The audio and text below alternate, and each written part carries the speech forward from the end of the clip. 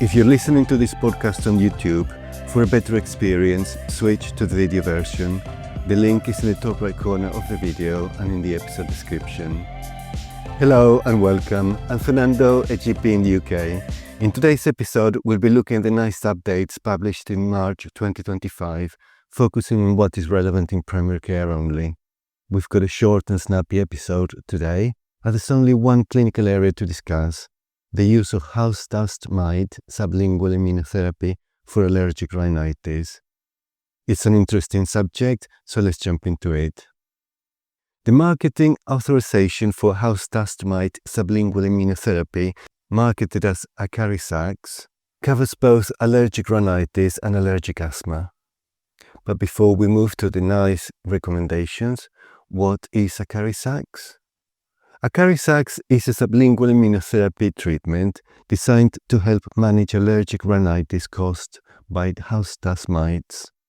It contains extracts from house dust mites and works by gradually desensitizing the immune system to these allergens, helping to reduce allergy symptoms over time.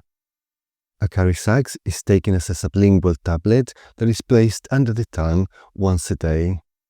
The tablet should be kept under the tongue until it dissolves completely. By continuously exposing the immune system to small doses of the allergens, Acarizax aims to reduce the severity of allergic reactions to house dust mites over time, offering symptom relief and reducing the need for other allergy medications. Treatment usually starts a few months before the allergy season to build up tolerance, and it is recommended for long-term use, generally for at least 3 years, to achieve and maintain effectiveness. Having said all this, NICE only recommends it as an option for treating moderate to severe allergic rhinitis in people aged 12 to 65 years of age, who have been diagnosed through clinical history and have a positive test for house dust mite sensitization, either a skin prick test or specific immunoglobulin E, and if they continue to experience persistent symptoms despite standard treatment. NICE has not recommended it for allergic asthma. Now let's quickly explore why NICE has made these recommendations. First-line treatment for allergic rhinitis includes oral or intranasal antihistamines. For moderate to severe persistent symptoms, or if initial treatments are ineffective, intranasal corticosteroids are recommended. Combinations of oral antihistamines and intranasal corticosteroids can be used if symptoms persist, and further add-on treatments such as intranasal anticholinergics, intranasal decongestants, and leukotriene receptor antagonists can be considered depending on the symptoms. Asthma treatment follows the NICE guideline as well. The current NICE, PTS and SIGN guidelines do not specify when allergy immunotherapy should be used for allergic asthma. It was argued that patients whose asthma is not well controlled by inhaled corticosteroids should be eligible for this treatment, and it might be used before biological treatments are recommended in secondary care. However, it is not expected to replace these biological treatments. NICE has reviewed the evidence provided by the company, which suggested potential symptom reduction with this new treatment for both asthma and rhinitis. However, the clinical benefit in practice might be limited as the sizes of the trials were small and the design did not fully reflect NHS conditions. Therefore, we should consider the uncertainty around the long-term effectiveness of this treatment, especially given the need for continuous treatment alongside standard therapies.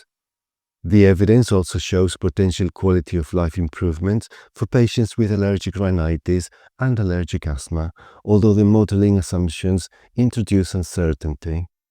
Young people aged 12 to 17 years of age may benefit more, which could reduce the need for symptomatic medications. However, there's still uncertainty regarding seasonal variations, adolescent effectiveness, and asthma control. When it comes to long-term use, it offers a plausible benefit for patients with allergic rhinitis and allergic asthma, potentially reducing symptoms and the need for secondary care. However, the cost-effectiveness estimates are uncertain, mainly due to limited long-term trial data and the ongoing need for follow-up care. In conclusion, because standard treatments sometimes fail to control symptoms of allergic rhinitis, NICE recommends considering Acarizax as an option after all appropriate symptom-relieving medications have been tried and symptoms persist.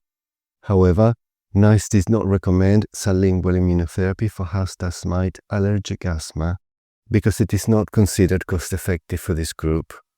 That said, the same patients who are eligible for treatment of allergic rhinitis may also have allergic asthma, and having asthma would not prevent them from receiving treatment for their rhinitis.